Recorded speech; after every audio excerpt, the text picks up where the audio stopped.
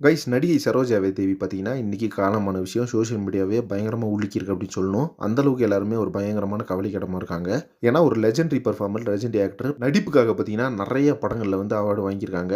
கிட்டத்தட்ட பார்த்தீங்கன்னா, வயசு வந்து 87 ஆயிருச்சு. வயசான காரணத்தினால பார்த்தீங்கன்னா, இப்போ இறந்துட்டாங்க. அது மட்டும் இல்லாம அவங்க இறக்கறதுக்கு முன்னாடியே நெறைய விஷயங்கள் பார்த்தீங்கன்னா பண்ணிட்டு போயிருக்காங்க. நல்ல நல்ல விஷயங்களா பண்ணிட்டு போயிருக்காங்க. அது என்ன அப்படின்னு பார்த்தீங்கன்னா, உறுப்பு தானம் வந்து பண்ணிட்டு போணும் அப்படின்ற மாரி முடிவெடுத்து கண் தானம் வந்து பண்ணியிருக்காங்க. கண்டிப்பா பார்த்தீங்கன்னா, அவங்க என்ன சொல்லியிருக்காங்கன்னா, இறக்கறதுக்கு முன்னாடியே நான் இறந்துட்டா என்னோட கண் எடுத்துருங்க அப்படின்ற மாதிரி சொல்லியிருக்காங்க போல. அதனால பார்த்தீங்கன்னா, அவங்க கண்ண எடுத்து கண்ண பார்த்தீங்கன்னா ஆப்ரேஷன் பண்ணி எடுத்துட்டாங்க. ஸோ இந்த கண்ணு வந்து வேற ஒருத்தருக்கு போகுது அப்படின்னு நினைக்கும்போது ரொம்ப சந்தோஷமா இருக்குது. அது மட்டும் இல்லாம இவங்க இறந்தது பார்த்தீங்கன்னா, நெறைய பேர் வந்து கவலைக்கிடமா பேசிட்டு வராங்க. ஏன்னா அத்தன படங்கள்ல பார்த்தீங்கன்னா, நெறைய விருதுகளையும் வாங்கியிருக்காங்க. நடிப்புல பார்த்தீங்கன்னா, ஒரு மிகப்பெரிய லெஜெண்டரி ஆக்டர். அந்த அளவுக்கு பார்த்தீங்கன்னா, இவங்க நடிச்ச படங்கள் எப்படின்றது 1, 2 கிடையாது கைஸ். அவ்வளோ படம் நடிச்சிருக்காங்க. எம்ஜிஆர் முதல் கொண்டு இப்ப லாஸ்ட்டா வந்து சூர்யா படம் வரைக்குமே பண்ணியிருக்காங்க.